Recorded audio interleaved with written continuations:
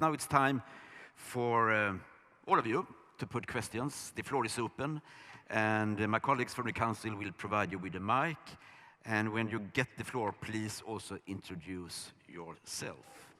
So let's start with you in the back. Yes, thank you very much. Just a second, you will get the mic. Oh, it's sparkling. Great.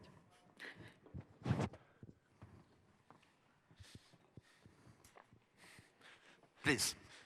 Thank you very much. Gustav Adenius, Director of the Institute of Future Studies and Professor of Practical Philosophy. I have two questions. One is for Ross. And I really liked your summary. It was excellent to see the summary over the values and the ethical problems and the philosophy of science come in. I would like to add one point to your list, something that actually surprised me during this pandemic, and we need some kind of ethics of the public discussion of science. And I would also hold both for scientists themselves.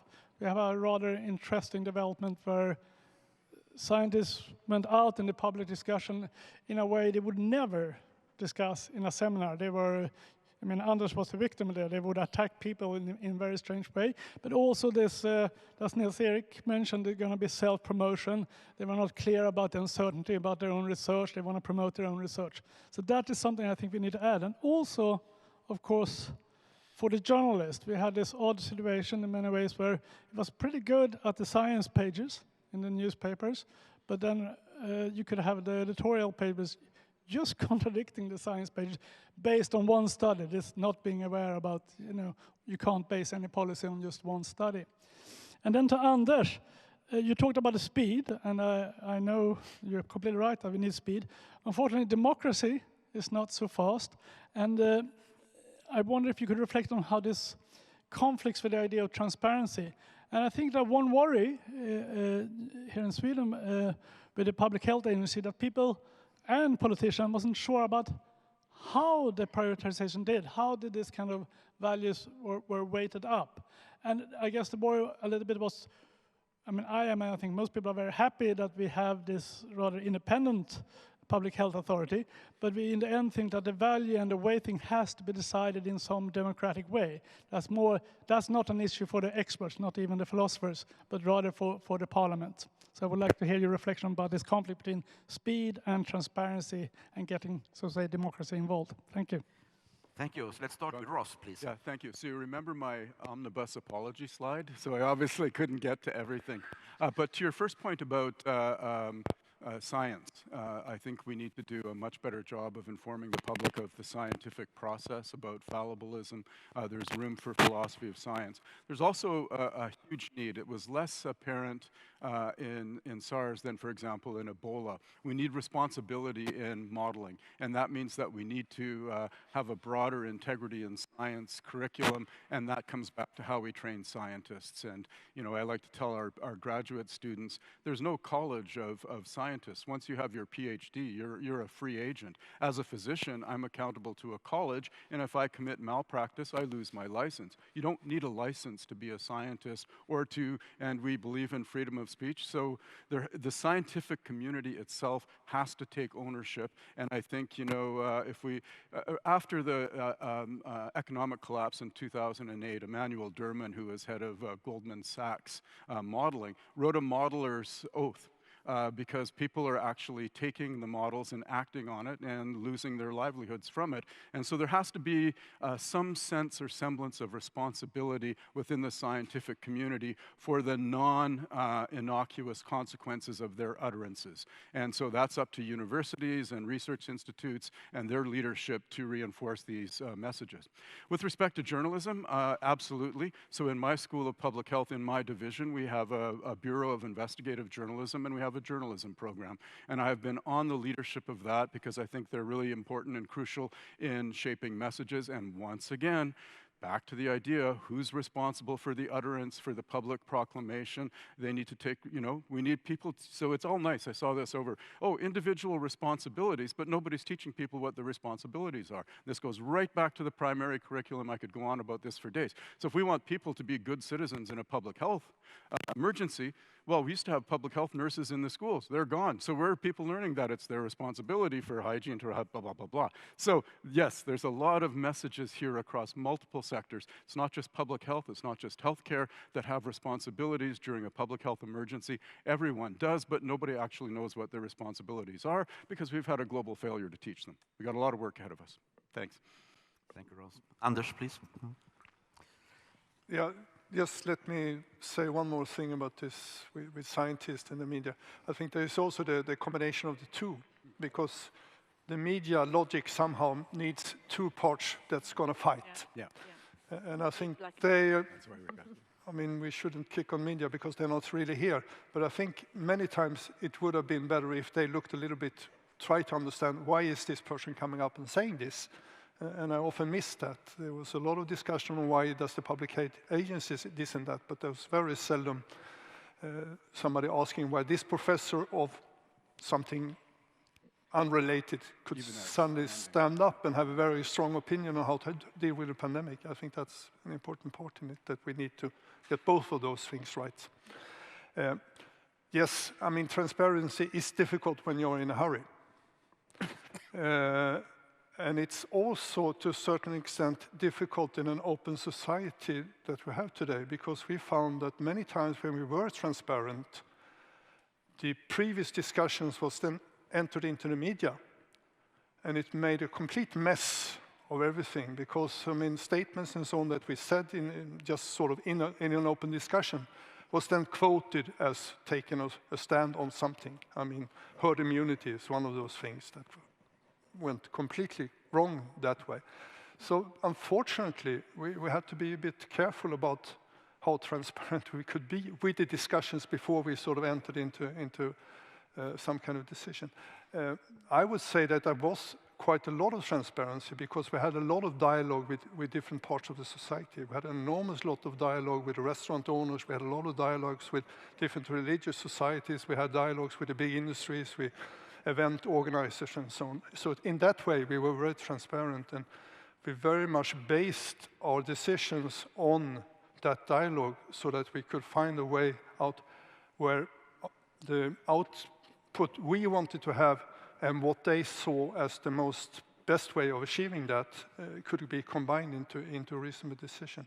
So yes, I mean, I believe very much in transparency, but we need to also to weigh it in a way so that the public gets the right kind of information.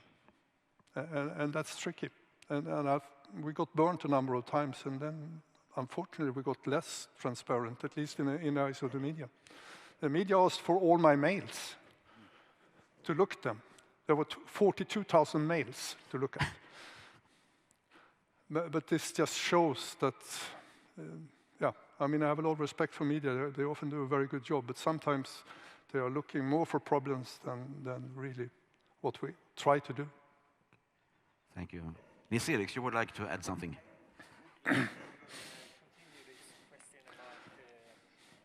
Just a mic.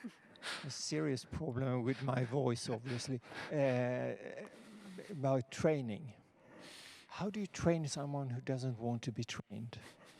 So that's an easy question to answer. So as academics, we set the curriculum and the agenda. So who is the one that doesn't want to be trained? I mean, this is one thing I've learned responding to pandemics is a long-term game. I mean, we're not going to solve any of these issues in the very immediate short term. So we need to bring educators across all dimensions of education, from primary through to higher education, and start there. So, you know, if you have compulsory education, which most countries do, they may not want to be trained, but they at least have to go to school and hear the message at least once. So the training needs to start very young, from here on out, and be reinforced throughout the years. And I would really put the focus on higher education. If we're going to be training scientists, public health professionals, healthcare professionals to go out and be effective agents in a time of what you pointed out, which is true, increasingly complex, wicked problems, we need to completely reorient our training programs. And we need to start 10 years ago. Okay. Thank you. More questions, comments? Anton, please. Thank you. Anton Nordqvist. I'm a member of the Medical Ethics Council here in Sweden, SMER. One of the criticisms pointed out by the Corona Commission, pointed by the government of Sweden, was that the government and the representatives in the government abdicated their responsibility as public officials to the Public Health Agency and let the Public Health Agency bear lots of the responsibility and the communication. On the other hand, we've seen in a lot of different countries that politicians might have stepped forward further than they probably should have and made and communicated decision based on the need for politicians to seem decisive or to take action against the pandemic. So how can we find the correct balance between politicians and decision makers taking responsibility and communicating that, and at the same time basing those decisions on science and values in that regard? That was a very broad and general question. I'm sure that you have thought a lot about it in the Council of Europe. So let's start with you, Laurence. Oh yeah, I can speak with the mic. Sorry, I was waiting for the mic. I don't have an overview of each situation in member states, but I would say that the situation in Sweden was very special compared to a majority of country. Where in other country you do have authority having set up some specific scientific committee to advise them. But the decisions were taken by the politicians. And sometimes there were some tensions between what the scientific committee has actually recommended based on the evidence and unknown, because I think this part is always, that's very important to admit that there are uncertainties, and there were a lot of uncertainties, I think. And the politicians were taking decisions depending on the country with rational or just stating their decisions without giving the rationale. And sometimes, as I said, there were some tensions between the scientific evidence and the decisions taken because other elements were taken into account. But what I see lately, and I will come back to this Armenian case because I think this is quite interesting, and I can give you a practical example how ethics could be considered as important. I was mentioning in reply to the questions put to me that we see changes, but one of the changes we've seen from the Armenian government is a need for a code of ethics, and this was adopted during the pandemic. And when we talk about training, they have mandatory continuous education, and they granted a very large number of points or credit for those going through the training on the code of ethics. And just to give you a figure, within 1 week, we've trained 2,000 healthcare professionals with this new code of ethics. So there was a willingness to introduce ethics and the willingness of the authority. How far it will get, what will be the impact of this, I don't know. But coming back to your question, I think this articulations between science and political decisions, which you could see as reasonable, not necessarily, I know in Sweden this was done differently, but the trust issue and the culture of relation with the healthcare system and healthcare authorities is different. But in most countries, people will find it logical that the politicians take the decisions, but to give the rationale, including the scientific basis, another element is really important, and I'm not sure this was done in many countries, actually. Anders, what are your thoughts on this topic? That you need to go back to the context again. I mean, the division of mandate and labor between the political level in Sweden and the agency level did not change. I think a lot of people say that it did, but it did not. We really kept in our mandate and the politicians kept in their mandate. It's just that the division in Sweden is slightly different than in many other countries. The agencies take more of policy decisions based on, of course, the legal regulations and the mandate we are given. So for a substantial amount of time, the decisions that were needed to be taken should be taken by the agency and were taken by the agency. And then after a while, we moved out to the decisions that we needed to be taken at political level, and then they were taken on the political level. So I think that's, at least in from my point of view, we did not really change anything. We followed the system that we are used to follow, and that we follow in other aspects. We don't have very much of these kind of scientific committees at the political level in Sweden, because the agencies act as these kind of scientific advisors, because that's our role. It's really to translate science into basis for policy decisions. But I take your point about talking about values, and I think values are very political. And I think if there was something that I think the politicians could have added more on in their communications in the Swedish context, was really about the values, because I agree, we didn't talk very clearly about that. Thank you, Anders. Nils-Erik. First, just to say something, the politicians would love to talk about values, but that was not what we meant, with more firm ethical values, grounded. But I think we did something very good in Sweden, and that was that the politicians didn't interfere too much.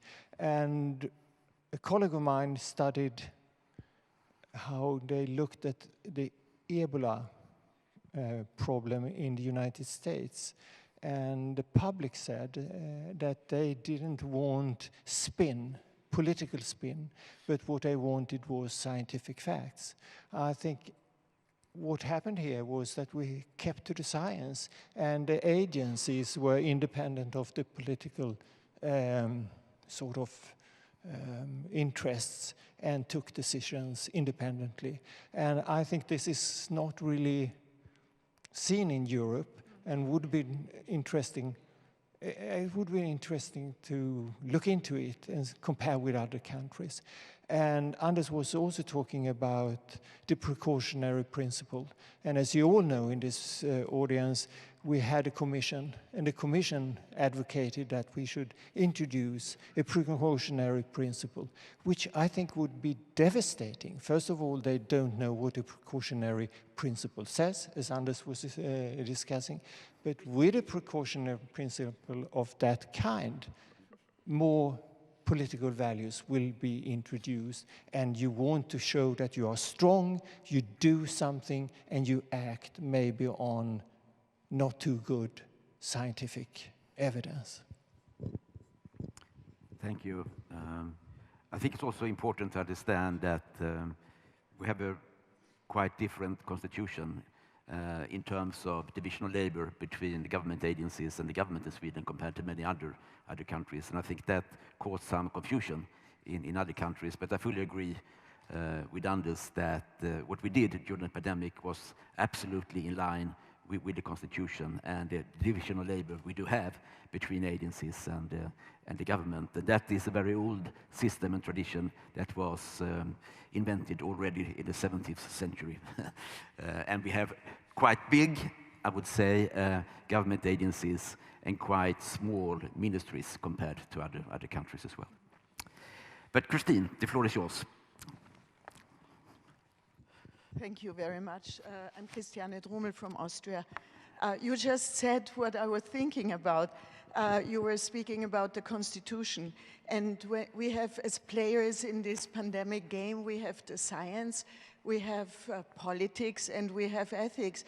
And the Constitution and fundamental law is as near as it can get to ethics, because there is no other field where constitutional law is so important as in ethics.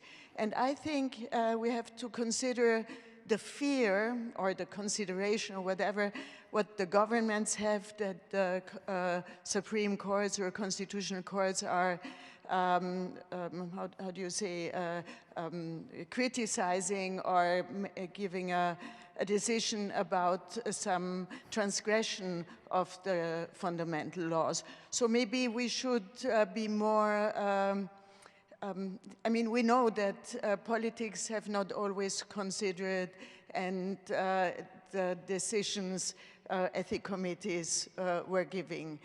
But maybe we should play more in a subtle way on this combination of fundamental law, the decisions of the constitutional courts, and giving our advice more in a text which is understandable by the politics, by the governments. I hope I was not so confusing. No. Okay, thank you.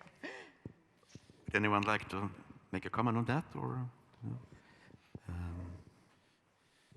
no? No. Well, I think the interactions between lawyers and scientists is really important, in particular, and translate those in terms of what it means in legal terms, and for the scientists also to understand what that means. I think that dialogue is really important. I don't know whether this is what you have in mind, but I think that the idea is when you want to pass a message to an authority taking decision, you have to adapt your language to something that is actually understandable for them to take that decision. That's what I understand. It's like not getting lost in translation. Ross, if I may.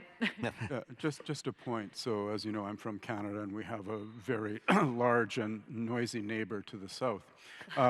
There are a lot of opportunities and a lot of challenges to the fundamental legitimacy of certain types of laws, particularly public health laws. So they will rue this day in about 10 years in certain states in the US, where they've basically taken public health law off the books. But there's some very interesting, I got quite taken by the notion of rule of law, and there's some very interesting scholarship, and in fact a nice anthology from leading legal scholars on the history and meaning of the concept of rule of law. And really what it boils down to is an ethical norm, and it relates to many of the issues that we've been talking about here today. So the fundamental intuition behind rule of law is the avoidance of non-arbitrary actions against your citizenry. And I think what we failed to explain is the historical necessity for public health law for the broader protection of the community. It is not arbitrary. I mean, I teach a course in the history, philosophy, and ethics of public health, and the students that take it go, oh my God, we've been thinking about this since like the late 18th century or 17th century. Yes, we have. And the reason why we've had so many advances in public health is due to the instrument of public health laws that were instituted for, mains and drains, and for labor laws that, stop child labor, et cetera, and all of these are nicely tied to extensions in life expectancy and reductions in morbidity and mortality in populations. And we have, again, completely forgotten the importance of public health law for the protection of the community, and the community and the public has standing as a moral agent in these discussions. So how we tie together our concern for individual liberties without going as far libertarian, it's strange in Canada, we've had people saying, our First Amendment rights have been violated. You don't have a First Amendment in Canada, right? So, so the sheer, this will to be kind of, full out negative libertarians got to be countered somewhere. If we do not insist on the importance of healthy communities and protection of the public from threats such as climate change and epidemics that affect all of us, we are well and truly sunk, and we deserve the fate that we get. Thank you. We take two more questions. You first, and then you, please. And then we have to wrap up. Sorry, I just have a quick statement. We do have the Canadian Constitution, though. We have the Charter of Rights and Freedoms, which is separate from the Canadian Constitution is the British North American Act. We have the repatriated Constitution. But the instrument that's most relevant to public health is the Charter of Rights and Freedoms, which actually has, and everybody challenges, I've been in public health for a long time, and I'm always writing amicus briefs for people who have been detained for tuberculosis because of their unwillingness to take medications, and they think that they have the right to walk around the community and spread it, and they go to court, and they lose, and they appeal, and of course, even in Canada, they will uphold the importance of protection of the community and community health as a means of derogating or overturning certain rights and liberties that are enshrined in the Charter of Rights and Freedoms. And Canada is saying now that the vaccine does prevent people from spreading the virus. Well, some people in Canada, as you know, if you can find somebody who's going to say that, but then again, the evidence is weak on whether the vaccines are actually effective at reducing spread. Yeah, and science has shown that, in fact, it doesn't. Well, most of the studies do. Yeah. Show that it does. It's a complicated topic, and we can't litigate it here today because people, again, here's a very fundamental point. Even if you have evidence, it's open to a multiplicity of interpretations, and this is well known in philosophy of science as the underdetermination of theory by evidence, right? So this idea that because you have even a systematic review or a meta-analysis at a high level of quality still doesn't take away the interpretive space that people can read that same study and come to draw different conclusions. So what you need to create is a discursive space where people can actually reasonably agree to disagree and come to some sort of principled consensus about what the science is showing. And we didn't provide that space. Thank you. Okay. 2 more questions. You first. I think we take it at once. There and there. Hello, my name is Johan von Schreeb. I'm a professor of global disaster medicine at the Karolinska Institute, and I lead what is called the Center for Health Crisis, where we want to also learn a bit from previous crises and train and do research to prepare societies better. What I think is interesting here is a bit the clinician's perspective. I'm a medical doctor by training, so listening on those that worked on the floor during the COVID pandemic, during a situation where you had lack of staff, there was obviously lack of resources. And as you have been describing, the steam was building up due to more sick patients, but there was no way of the system of letting go of this steam, but it all landed on those that were working on the floor. They had to prioritize based on needs rather than rights. And it's very nice to hear about upholding principles of solidarity, but at the end of the day, who is going to manage the increasing pressure in the system? It will always be those on the ground, and what tools do we have to help to provide guidance for them? I think most of the practitioners I've been speaking about these ethical frameworks that have been published, they say they're useless for their practice. They talk about nice principles, but at the end of the day, they have to take certain decisions. And we are doing some interesting work now on moral stress of the practitioners. We've done surveys of 15,000 people who worked in the health system. And what they say is that we need more resources rather than, mindfulness exercise or whatever. That it's all about resources, and it's about maybe, telling the system we have a disaster situation now, which means that you take the pressure of those on the ground. So my question is really, how can we sort of distribute this sort of increased steam in a crisis situation and take the steam out of the system without leaving it all the time on those that are working on the ground, because they have been working hard, and we can see it now with people are burned out leaving the healthcare system.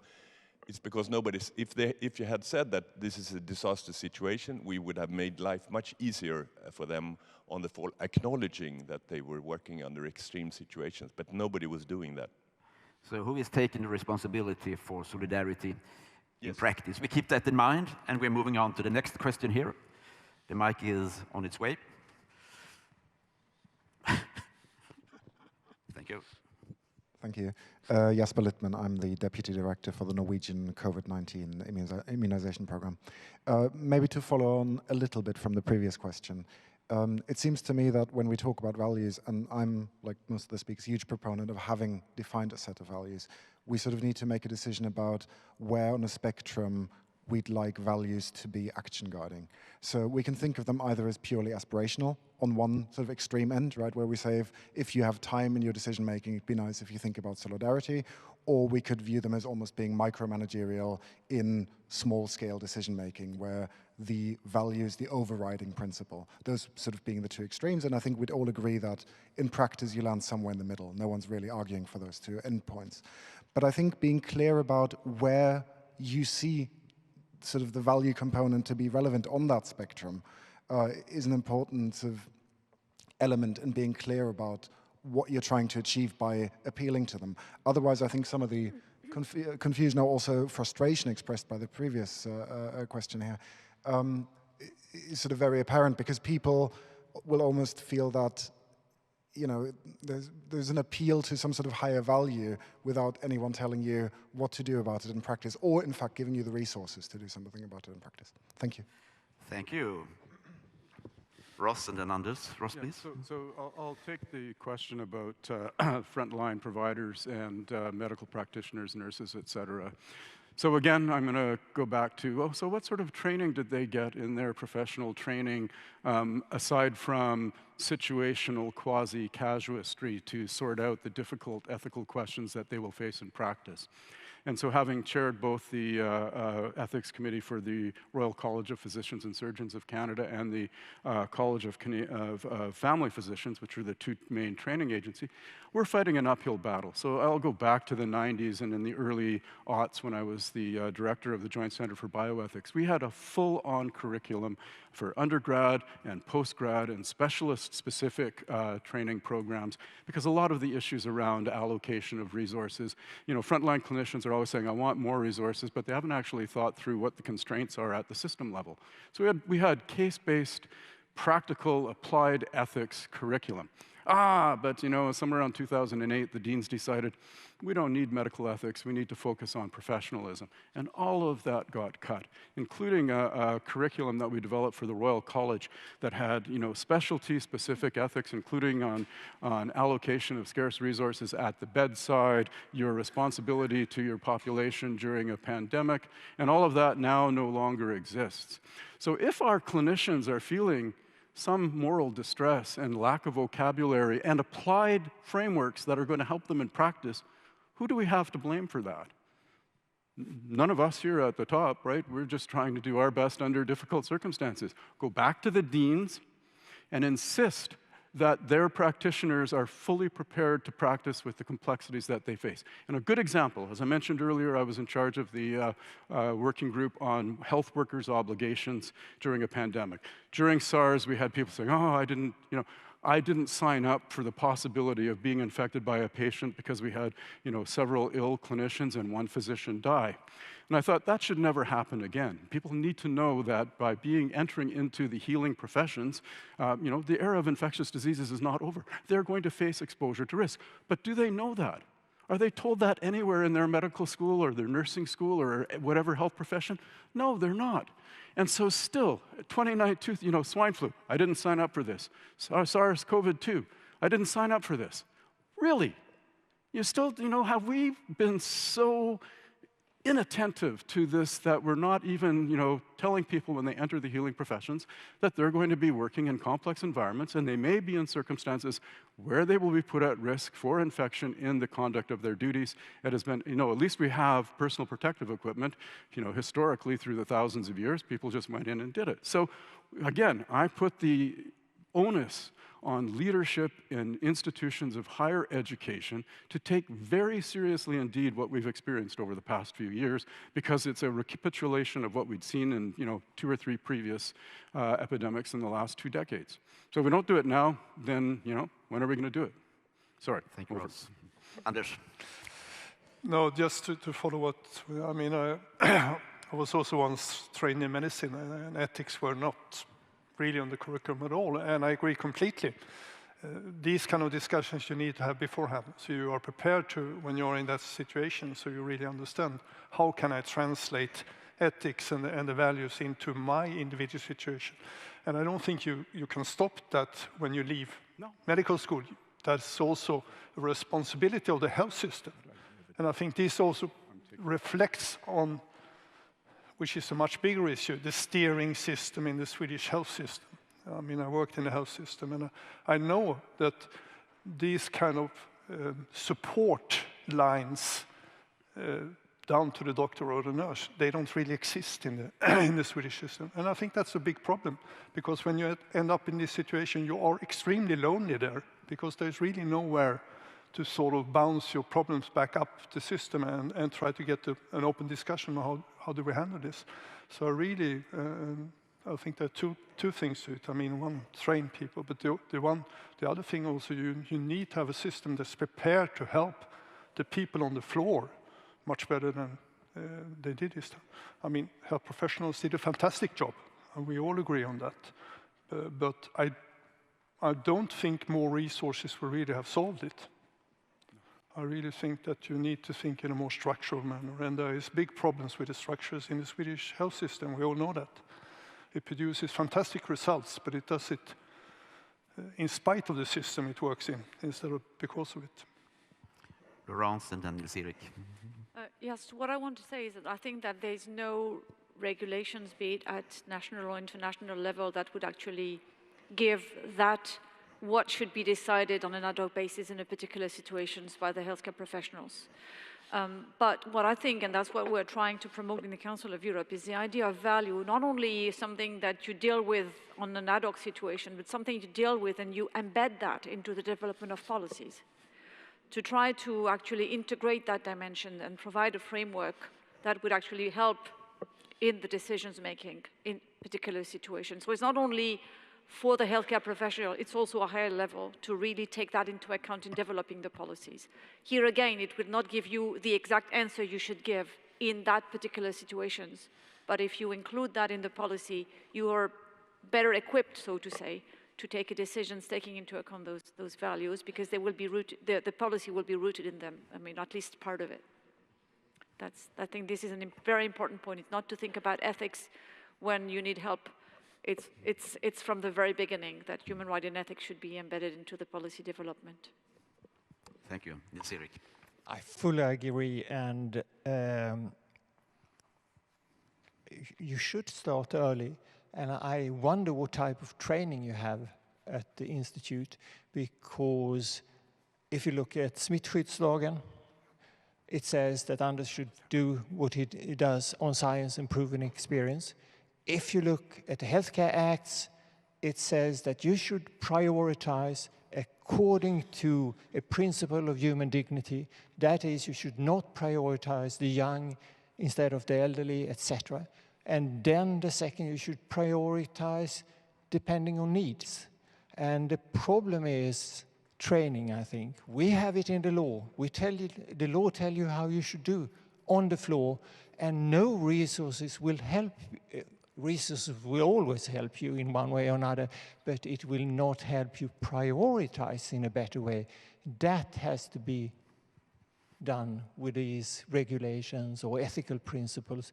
And I think training, I fully agree, training is the only way, but we don't train the doctors and the nurses and other healthcare people in Sweden enough. It's too little. So let's help you train them. I think we have started to construct a kind of to-do list, haven't we? Thank you very much, all of you, and please join me in a big hand.